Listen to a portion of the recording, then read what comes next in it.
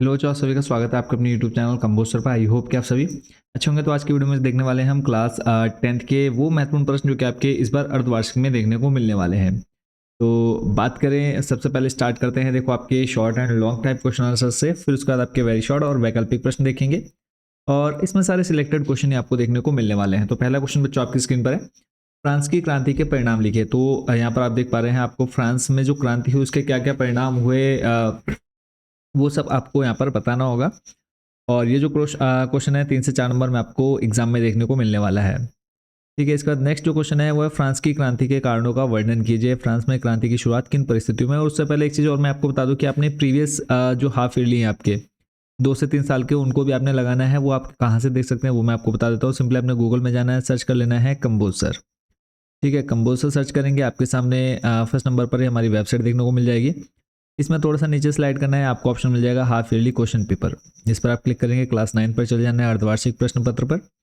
और यहाँ पे जाकर के आपको देखने को मिलेगा सामाजिक विज्ञान 2023, 2022, 2021। ये 3 क्वेश्चन पेपर आपने जरूर देख लेने हैं। सिंपली आपने यहाँ से इसको डाउनलोड भी कर लेना है और इसमें जो जो क्वेश्चन आ रखे हैं आपने उनको बहुत अच्छे से तैयार कर लेना है, क्योंकि यहाँ पे ज़्यादातर क्वेश्चन आपको ऐसे देखने को मिलेंगे जो आपको हर पेपर में रिपीटेड दिखेंगे।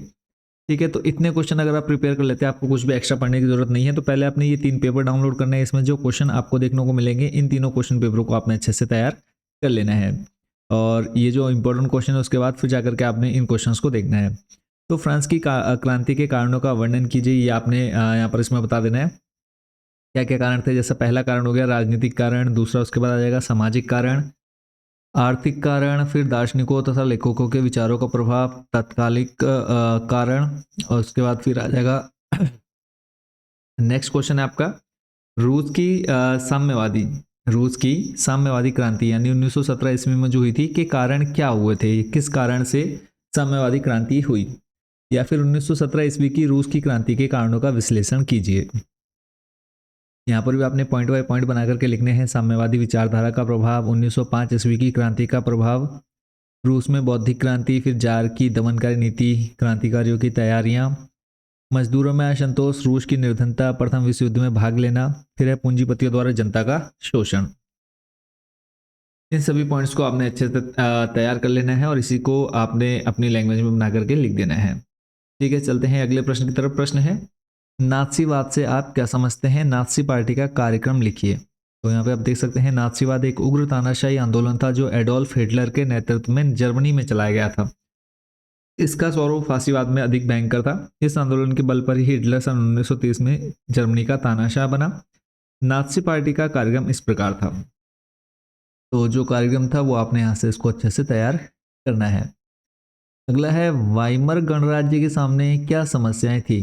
तो वाइमर गणराज्य क्या था वो आपको पता होना चाहिए और उसके सामने क्या क्या समस्या आई इसके बारे में आपने यहाँ से पढ़ लेना है। उसके बाद चलते हैं अगले प्रश्न की तरफ। प्रश्न है आपका, बस्तर के लोग, प्रश्न है, बस्तर के लोगों ने अंग्रेजों के विरुद्ध विद्रोह क्यों किया, इसको आपने पढ़ना है। फिर है, वनों के संरक्षण के विभिन्न उपायों का उल्लेख कीजिए। वनों का संरक्षण आप कैसे कर सकते हैं इसके बारे में आपने बताना है। फिर है, युद्धों से जंगल क्यों प्रभावित होते हैं, इसको आपने पढ़ लेना है। फिर चलते हैं आपको लेकर के नेक्स्ट अगले प्रश्न की तरफ। यहाँ पे है आपका, देखो प्रश्न, भारत की स्थिति एवं विस्तार की मुख्य विशेषताओं का उल्लेख कीजिए। भारत की स्थिति और विस्तार क्या है, अगर आप मैप पर जाते हैं तो उसकी स्थिति जो है भारत की वो आपने बतानी है। अगला प्रश्न है, हिमालय को नवीन वलित पर्वत क्यों कहते हैं। हिमालय को नवीन वलित पर्वत क्यों कहते हैं, इसको आपने अच्छे से तैयार करना है। मोस्ट इंपोर्टेंट क्वेश्चन है, बांगर और खादर में अंतर बताइए। क्या है प्रश्न, बांगर और खादर में अंतर बताइए। तो एक तरफ आपने बांगर, दूसरी तरफ खादर लिखना है और ये 5 पॉइंट है। 5 में से कम आपने 4 याद कर लेने हैं। 4 बांगर के और 4 खादर के अंतर आपने अच्छे से पढ़ लेने हैं। फिर है, भारत के आर्थिक विकास में हिमालय पर्वत का क्या महत्व है। हिमालय की उत्पत्ति कैसे हुई, उसके बाद फिर जो भारत का आर्थिक विकास है उसमें हिमालय पर्वत का क्या महत्व है वो आपने अच्छे से बताना है। यहाँ पर आप देख सकते हैं पॉइंट बाय पॉइंट बना करके लिखा हुआ है। सदावाहिनी नदियों का उद्गम स्थल है, वर्षा कराने में सहायक है, उत्तम चारागाह है। ठीक है, फिर उपयोगी वन यहाँ पर आपको देखने को मिल जाते हैं, फल तथा कृषि उपजे हैं, जल विद्युत शक्ति का उत्पादन होता है। ठीक है, नेक्स्ट और इम्पोर्टेंट क्वेश्चन है, प्रायद्वीपीय पठार के पूर्व एवं पश्चिम की ओर बहने वाली नदियों की तुलना कीजिए। प्रायद्वीपीय पठार के पूर्व की ओर बहने वाली नदियाँ और प्रायद्वीपीय पठार के पश्चिम की ओर बहने वाली नदियाँ, इनको आपने देखना है। फिर है हिमालय से निकलने वाली नदियों के आर्थिक महत्व बताइए। हिमालय से निकलने वाली नदियों के आर्थिक महत्व बताइए, इसको आपने बताना है। नेक्स्ट है सहायक नदी तथा जल वितरिका में अंतर स्पष्ट कीजिए। सहायक नदी क्या होती है और जल वितरिका क्या होता है? यह एक छोटी नदी या नाला होता है जो मुख्य नदी से मिल जाता है, तो इसे सहायक नदी कहलाते हैं। ठीक है, जब एक प्रमुख नदी कई छोटी छोटी नदियों में विभक्त हो जाती है, इन्हें जल वितरिका कहते हैं। इसको आपने देखना है। फिर नेक्स्ट क्वेश्चन, डेल्टा किसे कहते हैं? डेल्टा किसे कहते हैं, चित्र सहित वर्णन कीजिए। तो यहाँ पे आप डेल्टा देख पा रहे होंगे, नदी की धारा, नदी की मुख्य धारा और सागर। तो डेल्टा आपने पढ़ना है, मोस्ट रिपीटेड इंपॉर्टेंट क्वेश्चन है। फिर अब भारतीय मानसूनी वर्षा की प्रमुख विशेषताएं लिखिए, या भारतीय वर्षा की 4 विशेषताएं लिखिए।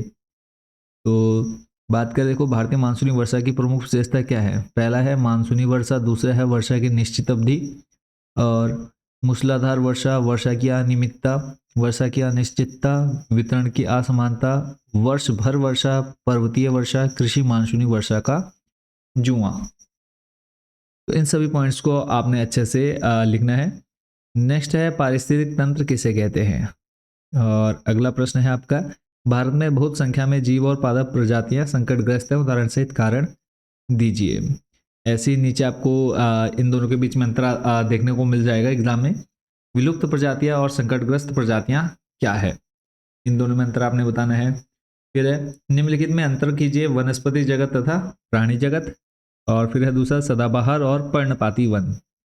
वनस्पति जगत, प्राणी जगत क्या है, इसके बारे में आपने अच्छे से लिखना है।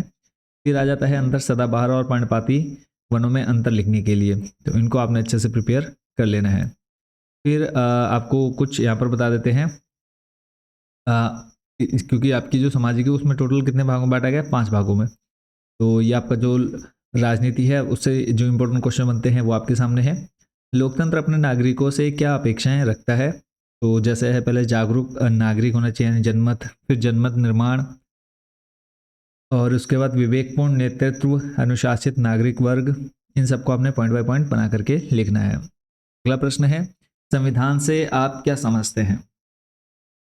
तो संविधान उन सिद्धांतों तथा नियमों का एक समूह होता है जिनके अनुसार शासन चलाया जाता है। प्रत्येक राज्य में कुछ ऐसे सिद्धांत तथा नियम निश्चित कर लिए जाते हैं जिनके अनुसार शासन के विभिन्न अंगों का संगठन किया जाता है, उनके आपसी संबंधों को नियमित किया जाता है तथा नागरिकों और राज्य के बीच संबंध स्थापित किए जाते हैं। इन नियमों के समूह को ही संविधान कहा जाता है। नेक्स्ट है, हम गणतंत्र दिवस क्यों मनाते हैं? गणतंत्र दिवस कैसे मनाते हैं, क्यों मनाते हैं, ये सब आपको पता होना चाहिए। अगला प्रश्न है, भारतीय संविधान का निर्माण कब और कैसे हुआ? ये आपने देख लेना है। संविधान सभा का गठन एवं कार्य है, प्रारूप समिति हो गया। ठीक है, ये सारे आपने अच्छे से प्रिपेयर कर लेने हैं। भारतीय संविधान की 4 प्रमुख विशेषताओं का उल्लेख करना है आपने। उसके बाद जो नेक्स्ट क्वेश्चन रहेगा उस पर लेके चलता हूँ। लास्ट क्वेश्चन रहेगा, हमें संसद की आवश्यकता क्यों है? तो इसको आपने पढ़ लेना है। अब कुछ जल्दी से मैं आपको वेरी शॉर्ट क्वेश्चन आंसर्स दिखा देता हूँ, एक बार आपने इसको पढ़ लेना है जल्दी जल्दी। बाकी ये सारी पीडीएफ आप ले भी सकते हैं मात्र 30 रुपये में। ये तीनों पीडीएफ आपको मात्र 30 रुपये में पीडीएफ देखने को मिल जाएगी। इसके लिए आपने मैं व्हाट्सएप पर कॉन्टैक्ट कर लेना है। व्हाट्सएप पर कैसे कॉन्टैक्ट करेंगे वो मैं आपको बता देता हूँ। सिंपली आपने क्या करना है, व्हाट्सएप नंबर मैं आपको यहाँ पर शो कर देता हूँ। इसी व्हाट्सएप नंबर पर आपको ये पीडीएफ देखने को मिल जाएगी। ठीक है, व्हाट्सएप नंबर आप या फिर डायरेक्ट वेबसाइट से भी ले सकते हैं इसको।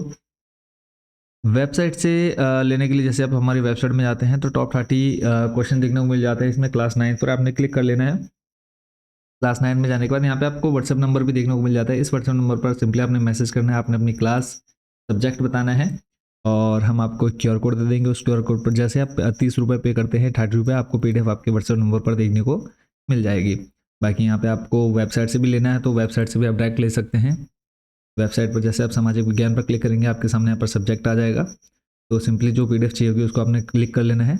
वैसे यहाँ पर टोटल जो PDF है वो आपको 30 और 60 रुपये में देखने को मिल रही है, बट 50% डिस्काउंट के साथ आपको मात्र 30 रुपये में ये तीनों PDF देखने को मिल जाएंगी। तो आप व्हाट्सएप पर कॉन्टैक्ट करके इनको ले सकते हैं।